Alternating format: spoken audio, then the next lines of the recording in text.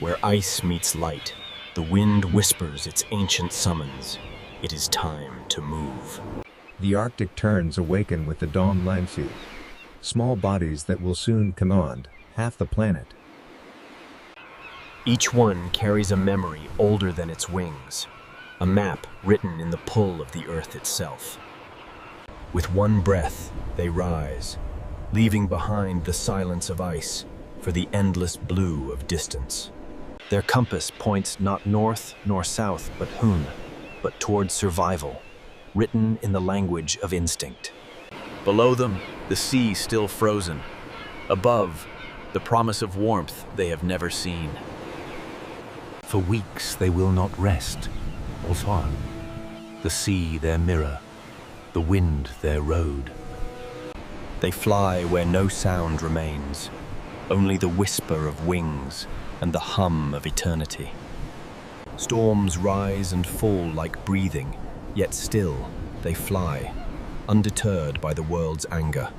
Between storms and stars, they follow invisible lines dance, drawn by forces unseen but unbroken. Far below the terns, another traveler moves, the Godwit, flying for 10 days without rest. Each wingbeat a heartbeat kell, one after another, through darkness, through time. They follow constellations, magnetic whispers, an ancient map written across the heavens. At sunrise, they greet another world at Tonville, and still, their journey is only half begun. Far to the south, the white storks cross continents, guided by the pulse of the sun. They ride the breath of the desert cow, wings fixed, carried by heat rising from sand. Below, the land shimmers, endless, cruel, yet necessary to the journey of life. They pause only when the air cools, resting atop the bones of civilizations long gone. Then onward they go, over water and wind, each feather a promise to return. When they touch land again, the sky exhales, the continent welcomes its travelers home. Here the river feeds both land and life and soul. The weary wings find strength in stillness. From the far east, new wings take flight. Kinney, the Amur falcons, hunters bound for Africa. They feed as they fly team, insects caught mid-air, energy borrowed for the miles ahead. Through lightning and wind they press on Ted. A storm cannot stop what instinct commands. And beneath the stars, their wings never falter, carried by the promise of another dawn. At first light, the sea stretches endlessly, a mirror to their courage and fatigue. Winds shift without warning, Kwekwasu, the invisible hands that shape both sky and fate. Between light and storm, they disappear as wings carving paths through clouds like memory. The sea darkens, a wall of rain rising like a test from the heart of the world. They vanish into chaos, trusting the wind that threatens to tear them apart. Each wingbeat now a choice, fly or fall into the endless dark below. When dawn breaks again, fewer wings remain, yet the journey continues, relentless.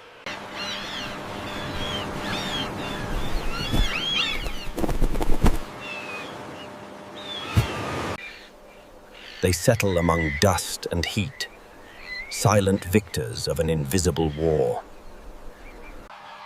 Elsewhere, a quieter migration unfolds, a sea of pink reflected in still water. They move as one, a slow waltz painted in shades of rose and light. From stillness they rise, color and grace lifted by heat and horizon. The sky itself turns to mirror them, pink upon pink, movement upon light. Every ripple below echoes a wing above, life reflected endlessly through water and air. As night settles, they stand in stillness, a sea of pale ghosts beneath a silver moon. When dawn returns, the rivers wake, a pulse of life renewed by wings and water. And once more they rise deep, the circle unbroken, the journey eternal. Now the falcons hunt once more tightly, strength reborn in the very air that nearly claimed them. Above them, new hunters rise, the African fish eagles, kings of the southern air. The sky bends toward the water, power plunging into silence, wings meeting reflection. In calm after hunt, the river gives, its bounty shared by the masters of both air and water.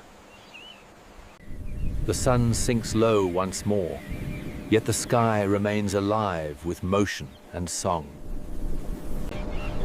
Invisible highways cross above us, woven by wings that never rest.